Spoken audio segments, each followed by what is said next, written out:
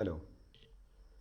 ഇന്നത്തെ topic സിറ്റിങ്ങും back pain തമ്മിൽ ബന്ധം എന്താണെന്നാണ്. നമ്മളെ ബോഡി, ശരീരം ഒരു മെഷീനാണ്. ഈ മെഷീന് പ്രൈമറി ഫങ്ഷൻ എന്താ? നടക്കാനും നിൽക്കാനും. ഇരിക്കാനല്ല. ഇരിക്കുന്നത് നല്ലതല്ല. ഒരു പുതിയ ചൊല്ലുണ്ട്, sitting is the new smoking.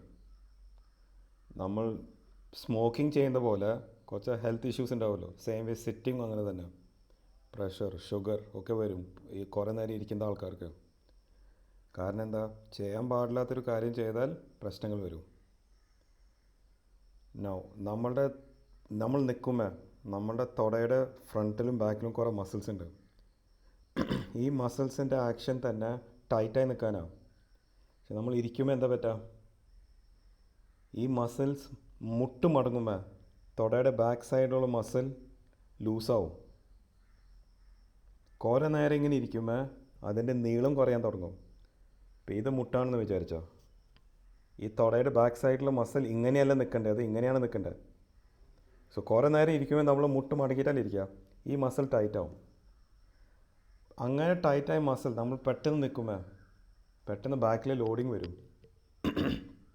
Because ഈ മസിൽസ് നമ്മുടെ മുട്ടിന് താഴെയും ഇടുപ്പിൻ്റെ മുകളിലാണ് അതിൻ്റെ ഫുൾ ലെങ്ത്. സോ മുട്ടിൻ്റെ പൊസിഷൻ തെറ്റാണെങ്കിൽ ഇടുപ്പിൻ്റെ പൊസിഷൻ തെറ്റും. നമ്മളുടെ മുട്ട് മടക്കാനല്ല ഉണ്ടാക്കിയിട്ടുള്ളത്. മീനിങ് നടക്കുമ്പോൾ ഒരു 20 ഡിഗ്രിയാണ് മടക്കുക, നമ്മൾ നടക്കുമ്പോൾ 90 ഡിഗ്രി അല്ല. സോ ഇരിക്കുമ്പോൾ മസിൽസ് ടൈറ്റാവും. കുറേ നാൾ മസിൽ ടൈറ്റായാൽ അത് ജോയിൻറ്റിൽ ബാധിക്കും. ജോയിൻറ്റിൻ്റെ അലൈൻമെൻറ്റ് തെറ്റാൻ തുടങ്ങും. ജോയിൻറ്റിൻ്റെ അലൈൻമെൻറ്റ് പ്രശ്നം വരുമ്പോഴാണ് ഈ പെയിൻ വരുന്നത്, ബാക്ക് പെയിനൊക്കെ വരുന്നത്. ഇരിക്കുന്നൊരു രീതിയുണ്ട്, അത് ഞാൻ പിന്നെ പറയാം. ബേസിക്കലി നമ്മളെ തുടയുടെ എല്ലാം ഫ്ലാറ്റ് ആവണം, നമ്മളെ ഇടുപ്പും മുട്ടും സെയിം ലെവലിലാവണം. പേഴ്സണലി ഞാൻ അധികം ഇരിക്കാറില്ല. ഞാനിപ്പോൾ ഓപ്പറേഷൻ ചെയ്യുമ്പോൾ ഞാൻ നിന്നിട്ടാണ് ചെയ്യുക. ഒ പിയിൽ തന്നെ പേഷ്യൻസ് കാണുമ്പോൾ മാത്രമേ ഞാൻ ഇരിക്കുക, ബാക്കി സമയത്ത് ഞാൻ നിന്നിട്ട് കാര്യങ്ങൾ ചെയ്യാം. ഇപ്പോൾ ചില ജോലികൾ, എസ്പെഷ്യലി അക്കൗണ്ടൻസ് അല്ലെങ്കിൽ പ്രോഗ്രാമർമാർ, നിങ്ങൾ കണ്ടിന്യൂസ് ഇരിപ്പാം, അത് നല്ലതല്ല. എവറി 20 മിനിറ്റ്സ് അല്ലെങ്കിൽ അരമണിക്കൂർ അറ്റ്ലീസ്റ്റ് ഒരു 5 മിനിറ്റ്സ് നടക്കുക. പിന്നെ റെഗുലറായിട്ട് എക്സസൈസ് വേണം.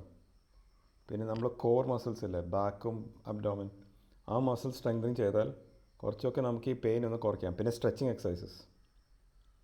Thank you.